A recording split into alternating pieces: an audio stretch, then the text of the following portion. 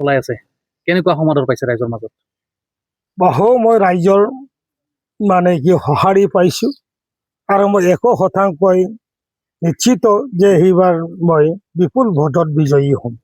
কি মূল ইছ্যু লৈ আপুনি ৰাইজৰ মাজলৈ সোমাইছে? মই বিচাৰো বাক্সাখন আমাৰ হাতেৰে 2003 চনৰ পৰা মই সেই জিলাখন নিৰ্মাণ কৰিছিলোঁ। আজি বাক্সা জিলাত ইয়াত বহুতো অনুষ্ঠান প্ৰতিষ্ঠান যিটো হৈছে এইটো আমাৰ দ্বাৰা হৈছিল।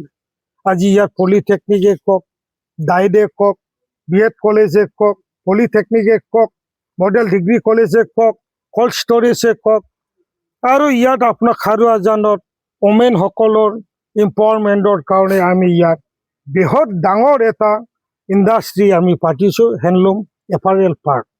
আৰু তাৰ বাহিৰে ইয়াত এই বিগত সময়ত যিবোৰ অৱস্থা আছিলে গাঁওবিলাকত 2003 চনত আগত ইয়াত বিজুলী বাতি নাছিল, গাঁওবিলাক আমি অন্ধকাৰত আছিল, আমাৰ যাতায়াত ব্যৱস্থাৰ অৱস্থা সুচল নাছিল, কাৰণ ইয়াত পাকা ৰাস্তাৰ কথা বাদ দি শিলৰ ৰাস্তা, মাটিৰ ৰাস্তাও নাছিল। আজি আমাৰ ৰাইজে পাকা ৰাস্তা খোজ কাঢ়িবলৈ সক্ষম হৈছে, ডাঙৰ নদ নদীবোৰত আমি ব্ৰিজ বান্ধিবলৈ সক্ষম হৈছোঁ। আৰু তাৰ বাহিৰে যিবোৰ স্কুল কলেজেছ আছিলে, প্ৰভিন্সিয়েলাইজ নাছিলে, সেইবোৰ স্কুল ভেঞ্চাৰ অৱস্থাত আছিল। আজি আমাৰ LP স্কুলবোৰ গোটেই বিল্ডিং হৈ উঠিল, ইয়াৰ কাৰেণ্ট আছে, খোৱা পানীৰ ব্যৱস্থা আছে, ৱাল বাউণ্ডাৰী আছে, এইবোৰ আমাৰ দিনত হৈছে। আৰু স্কুলবোৰ প্ৰভিন্সিয়েলাইজ হ'ল, মাষ্টাৰবোৰ ৰেগুলাৰ হৈ গ'ল। আজি কলেজৰ মানে অৱস্থাবোৰো এইবিলাকো আমি প্ৰভিন্সিয়েলাইজ কৰিবলৈ সক্ষম হৈছোঁ। মচলপুৰ যথেষ্ট উন্নত হৈছে আৰু মচলপুৰক আমি অতি আটক ধুনীয়াৰে আমি সজাব বিচাৰোঁ। এখন যাতে সুন্দৰ এটা মানে সৌন্দৰ্য থকা এখন জিলা যাতে হয়, আদৰ্শ জিলা যাতে হয়। ইয়াৰ ৰাস্তা ঘাটত ড্ৰেইনৰ কথা আৰু ইয়াৰ যিবিলাক অনুষ্ঠান আছে, ৰাস্তা ঘাট আছে, এইটো আমি পৰিকল্পনা কৰিছোঁ। আজি সেই ডিজাইনত মচলপুৰ ধুনীয়া অন্য জিলাতকৈ ইয়াত যাতায়াত ব্যৱস্থা থকা বা সকলো আমি ইয়াত পাব পাৰোঁ, আমি প্লেনিঙত আছোঁ। এই গতিকে মই ভাবোঁ এই লক্ষ্য আমাৰ এতিয়াও আছে। এই কাৰণে মই দীঘলীয়া দিন সেই ৰাইজৰ কাৰণে এইটো পাবৰ কাৰণে আমি ৰাজনীতি কৰি আহিছোঁ।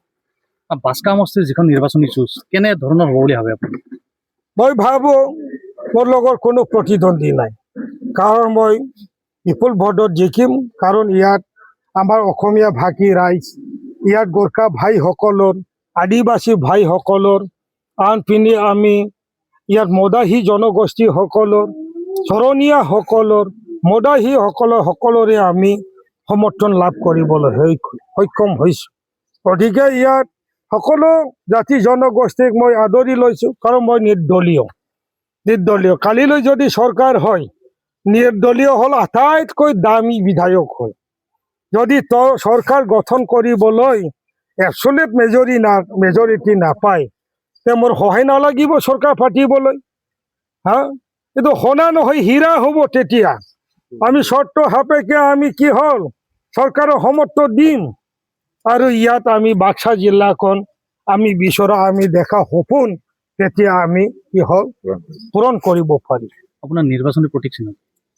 এইটো হ'ল ৰড ৰোলাৰ। ইয়াত যিটো খালা বামা আছে এইটো সমান কৰি যোৱা। আমাৰ যিবোৰ জাতি জনগোষ্ঠীৰ মাজত ভেদাভেদ আছে, জাতিক লৈ ধৰ্মক লৈ নিৰ্বিশেষে আমি কি হ'ল ৰোলাৰেদি সমান কৰি যাম আমি। ইয়াত আমাৰ যিটো ভাইচাৰা আৰু ইয়াত ভাতৃবোধ, সমন্বয়, শান্তি, একতা, এইটোও আমাৰ লক্ষ্য। তেতিয়াহে শান্তিও আহিব, একতা আহিব, তেতিয়া আমি শক্তিশালী হ'ম।